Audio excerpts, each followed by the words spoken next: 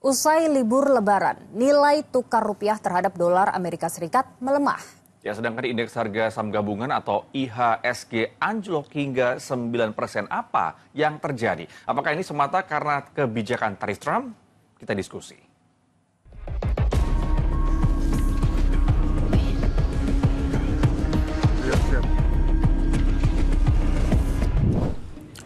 IHSG dibuka dengan trading hold karena turun hingga 9%.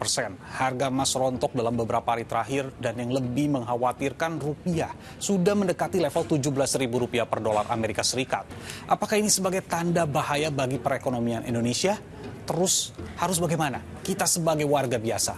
Kita bahas dalam diskusi.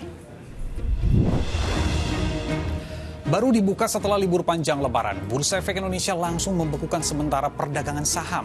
IHSG anjlok 596,33 poin atau 9,19% ke 5.914,56. Indeks LQ45 yang diisi emiten blue chip turut rontok mencapai 9,31%.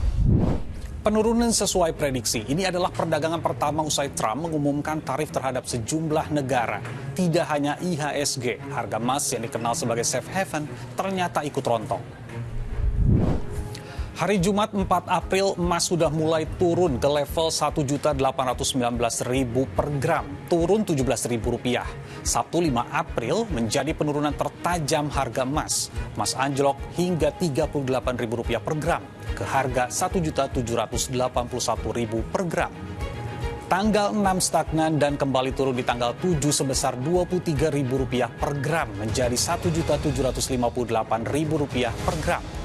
Dan di hari Selasa 8 April, lagi-lagi emas turun Rp4.000 menjadi Rp1.754.000 per gram.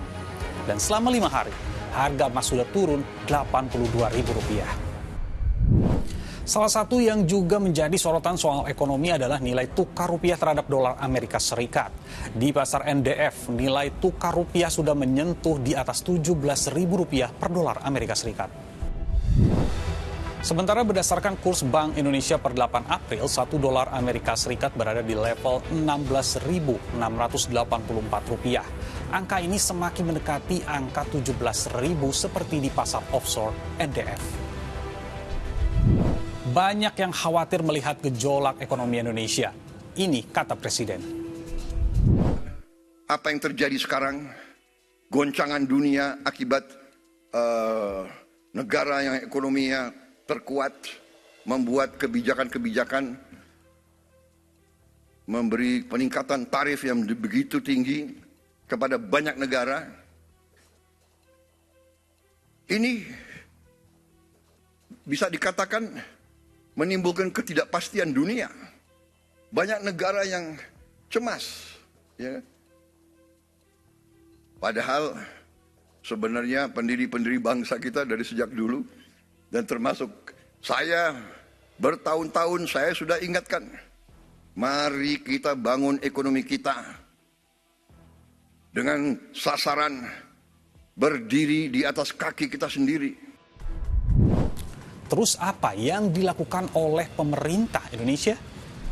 Kita akan tetap menjaga APBN dan terutama utang dan juga defisit kita secara tetap prudent, transparan, hati-hati. Dan ini yang menyebabkan tadi disampaikan oleh Pak Menko, rating kita tetap terjaga, stable, bahkan outlook-nya pun tetap stable. APBN adalah instrumen untuk membiayai banyak program-program penting. Itu semuanya dibiayai di dalam amplop APBN yang ada. Jadi jangan khawatir tidak jebol APBN-nya. Banyak yang mengatakan apakah APBN-nya jebol? Tidak. Program-program Bapak Presiden ada di dalam ruang APBN yang ada. Melihat kondisi ekonomi seperti saat ini, apalagi rupiah semakin melemah, apa yang paling berdampak bagi Indonesia? Yang pertama yang kemungkinan bisa dirasakan oleh kita masyarakat awam adalah meningkatnya beban impor ya. Karena memang banyak kebutuhan nasional seperti bahan baku industri, elektronik, termasuk juga obat-obatan yang masih diimpor dan itu dibayar dalam dolar. Ketika rupiah kita melemah, maka biaya impor melonjak signifikan dan otomatis perusahaan terpaksa menaikkan harga produk akhir atau menekan dari margin keuntungannya. Dan ini pasti implikasinya sangat signifikan ya terhadap masyarakat luas. Berikutnya adalah meningkatnya beban hutang negara karena Indonesia memiliki hutang dalam negeri dalam bentuk dolar ya, baik pemerintah maupun hutang swasta. Dan jika rupiah melemah, maka biaya pelunasan dalam rupiah juga pasti akan meningkat. Dan implikasinya ini yang berbahaya adalah untuk ruang fiskal kita yang membuat APBN kita makin tertekan. Dan ketika rupiah terus melemah, otomatis masyarakat akan menahan spending ya, sehingga akan terjadi pelemahan daya beli dan barang-barang kebutuhan rumah tangga juga pasti akan jadi lebih mahal. Lalu kita sebagai warga biasa nih, apa yang harus dilakukan untuk menghadapi kondisi ekonomi seperti saat ini? Yang pertama, kelola keuangan pribadi dengan lebih bijak. Ya, prioritaskan kebutuhan pokok, dan saya kira di tengah kondisi ekonomi yang penuh ketidakpastian, selalu sisihkan dana darurat, hindari konsumsi yang berlebihan, khususnya terhadap konsumsi barang impor ya. Dan satu hal lagi, mungkin kita perlu mulai lebih banyak mencatat pengeluaran untuk mengetahui pos mana yang bisa dihemat. Yang mungkin juga disarankan oleh banyak penasehat ekonomi ya soal diversifikasi sumber penghasilan. Jadi banyak masyarakat yang sudah melakukannya hari ini, mencoba mencari peluang usaha tambahan, jualan online, freelance, atau memanfaatkan platform digital untuk menjangkau pasar yang lebih luas. Ini bisa dilakukan. Ekonomi Indonesia sedang tidak baik-baik saja. Emas, rupiah, saham, belum lagi yang di depan mata, banyak PHK.